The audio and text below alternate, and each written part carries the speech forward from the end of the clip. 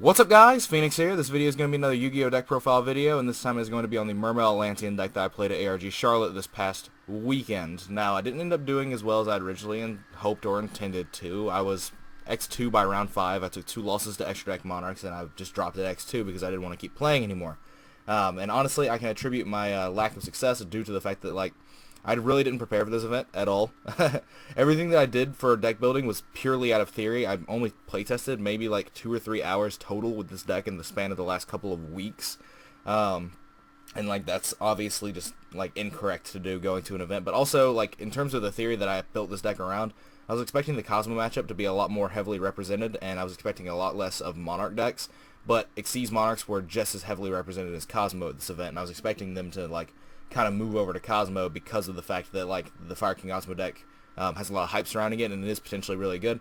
But it turns out a lot of players just either really wanted to play Monarchs because it was very straightforward, or I did meet some players that were literally playing extra deck Monarchs simply because they didn't feel like they could learn the Cosmo deck in time, because the Cosmo deck is extremely complicated at a specific point in time. But anyway, I'm just going to run through this deck list because this deck list, it's decent. There are definitely some changes I would make to it. There was 2 lists that I wanted to play at this event. There was one that utilized Undyne and this one. And honestly, in hindsight, I really should have played the Undyne list because that deck has a better Monarch matchup, and it's better at getting started very, very early.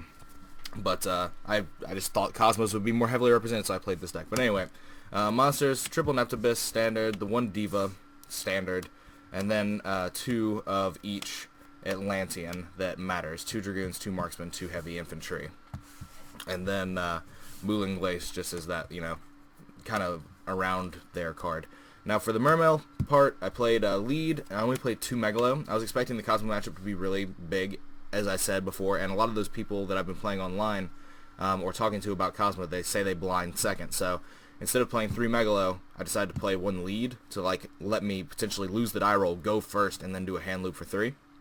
But honestly, literally everyone that won the die roll told me to go first, or told me to go second, except for one person, but I'm pretty sure he just knew what I was playing anyway, or he either looked at my deck list because he looked at my deck when I was shuffling or something, because he literally chose after a very, very weird shuffling pattern and then said go first, and he was playing Monarchs, so it was really suspect. But anyway, lead, I probably just side and put the 3rd Megalo back in the main. I decided to just play 2 Megalo. I might actually keep just playing 2 Megalo because it's really heavily accessible, and the only time you ever need the 3rd is if you're actually just trying to go for overkill. There's almost never actually a time when I need the 3rd Megalo that I saw in testing and any sort of playing with this deck in the past months. So I decided to cut it down and make room for other stuff. But for the other part of the Mermails, the triple Teus, and I decided to play double Pike and 1 Turge alongside 2 guns. Now, I've decided to do this because I was really afraid of Dark Planet, and this deck has no out to Dark Planet outside of making Utopia the Lightning. There's literally no easy out, because you can't play Instant Fusion, so you can't make Dweller to boost your guys. You have to make rank 4s a regular way. And so, this card was actually amazing. Pike, I might take it back down to 1, but this card was actually amazing. Every time I resolved this off summoning off a gun after doing a Diva or Neptibus play, I would just be able to add back the Neptibus or add back something that was relevant. And it was always great. So Turge is actually really cool. I could potentially see myself playing it again in the future in a deck that is more rank 4 based. But these cards just gave a lot of recovery to the deck, and that was why I was playing them. And they did work very, very well. There was a lot of plays where I was literally making double rank 4s in turn by having gunned in my hand, having gunned Neptibus in hand, on a turn going after I tried to do some plays, and I would just Instant Fusion Norden, bring back Pike. Pike's effect is negated, but you can still pay cost, so I'd use Pike, discard the Gund, and then the Gund would trigger, bringing back the Turge that was engraved, and then Turge would trigger and discard Neptibus and add back the Gund that was already discarded, and then Neptibus would bring back Dragoons, and that's 2 rank 4s off of 1 Instant Fusion. And it was just it was a really cool concept, and it actually worked every time I was using these cards. But the issue is that these aren't as good of starter cards as you could be having in the form of Undyne, because Undyne gets you straight to Dragoons, whereas with these you have to draw them, and this isn't really a starter card, it's more of just a recovery piece.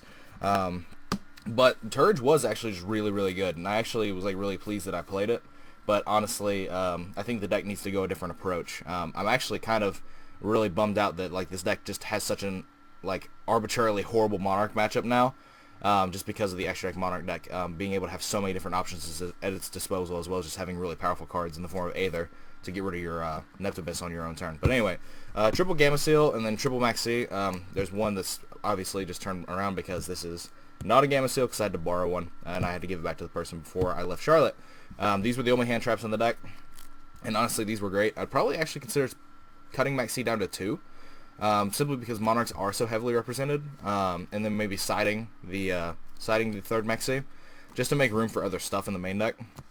Because, like, honestly, the Kaijus were brilliant. The Kaijus were very, very good. That's exactly what they were meant to be. They just outed boards of, like, if your opponent just goes tin can in, drop a Kaiju on it, they can't, tag out. It was outing Majesty's Fiends and stuff.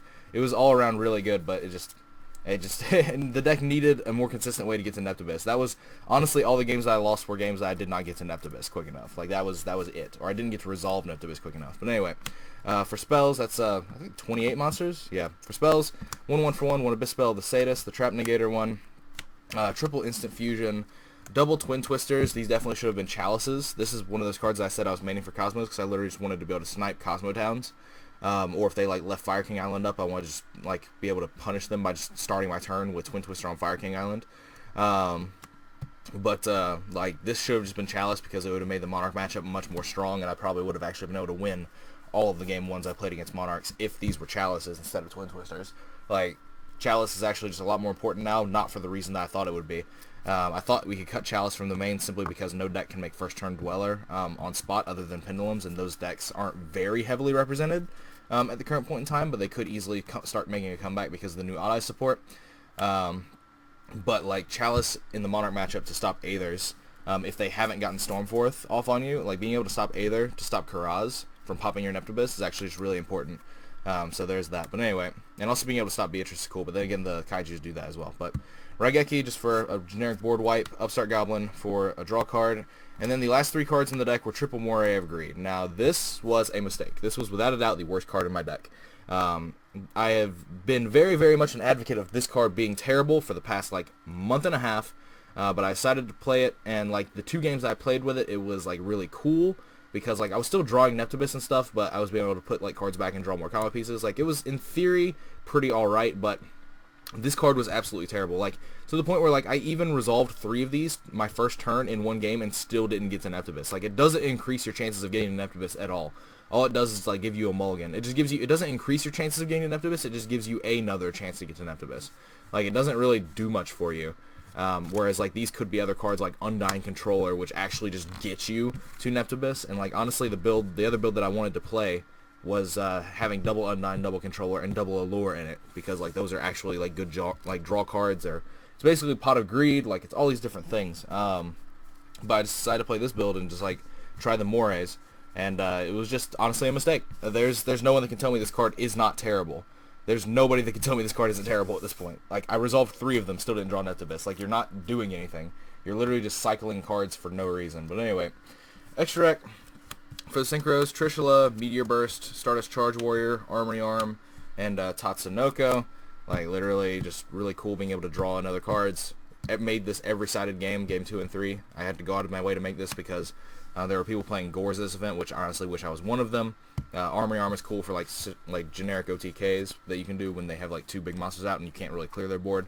Stuff like that. The general-ish. You guys know what's up with this by now. But for Xyz, only 2 rank 7s, Dracosack and Gaios. Big Eye, I've literally like almost never made it. The entire time that I've played this deck, I've made it like once or twice, so I decided to just cut it to make room. This is stayed because it was necessary for most of the 3-card and 4-card hand loops, and then this is just really good against Cosmo because it just makes them. If you can put out Gaios Dweller, like there's really like nothing that they can really do on their turn to out it as a monster if you're actually just like playing smart. But for the other rank 4s, Utopia and Utopia the Lightning, just to out like Dark Planet, because this is literally the only out in the deck to Dark Planet outside of summoning a Kaiju over it, so there is that. Hope Wolf and Spider Shark never made it. 101 never made it. Emerald made it once. Double Dweller made at least one of these every game, or at least tried to. And then the one Norden for Instant Fusion. The Emerald was really cool. I really like the fact that I could add the Emerald into the extra deck and be a little bit more rank 4 focused with like the Turge Pike package.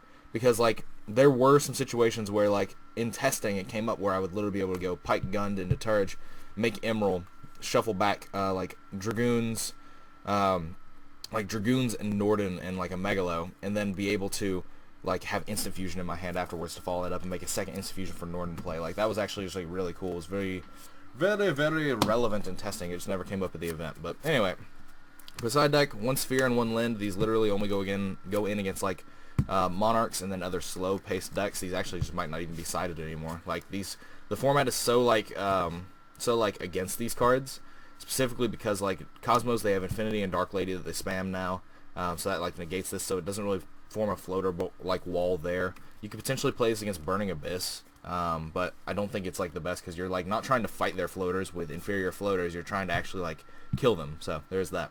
Double Veiler, this card was amazing. This card's amazing against Cosmo and Monarch, and then double Lancia, which is also for Cosmo, which was actually amazing. What you use this for is when they go Fire King Island, they pop a big ship out of their hand, you just chain Lancia, they can't banish their ship, they get their little chicken, and they just have to basically end their turn. The only way that they're going to punish you is if they have Tin Can, which most builds only play one of, or they're going to really punish you if they have the E-Tele, but there's only two of that as well. So like you potentially just end their turn.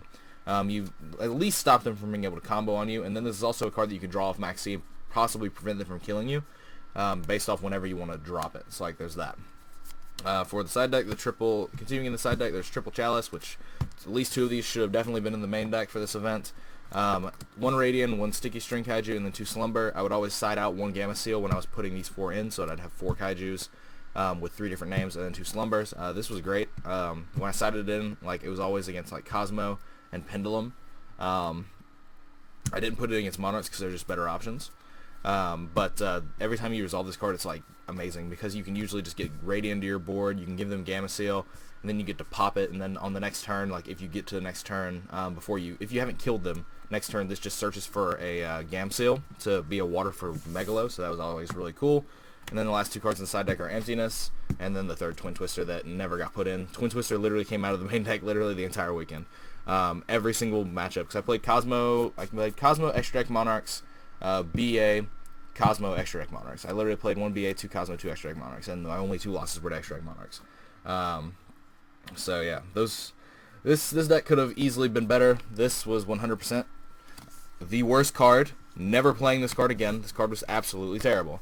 I'm never playing this card again in a deck that's not like Gishki's or something, because that deck actually uses it to some form of capacity and potential. But anyway, that's it for this deck profile. If you have any questions, comments, or concerns, or anything like that, leave them in the comments down below. If I actually feel like it, I'll probably show you guys the build that I was originally wanting to play at this event, but then I just decided that I wanted to play a build that was better suited against Cosmo, which was this one. But the other build was definitely what I wish that I could have played. Hindsight is 20/20. And like it's a more consistent deck. So basically that's all for this video. As always guys, like, comment, subscribe to all the nonsense you usually do. Links are in the description to my Facebook and Twitch links. If you want to check those out, definitely go for it. If you want to support me, clicking ads on my videos and disabling ad block when you view my videos is the best way to support me. I can't express how much it would be appreciated nor how much it would help me out. Keeps me motivated to keep making videos, so if you guys want to keep seeing content from me, that is the best way to ensure that that happens. This card is terrible. I don't know who would think that this card is amazing. Like, literally, resolved 3 of it in a turn and still didn't do anything. Damn it. Salty. I'm salty that I played this card alone. This card was absolutely garbage. And the fact that I had to hunt down these cards, too. Like, I had to spend so much time finding these cards because I thought that was going to be, like, really ignorant and really cool. But then it just didn't end up happening. So, that's that. But anyway, that's it for this video. As always, guys, take care. Like I said, if you already have any questions, comments, concerns, leave them in the comments down below, and I'll do my best to address them. But other than that, that's it. And as I've already said, take care, guys.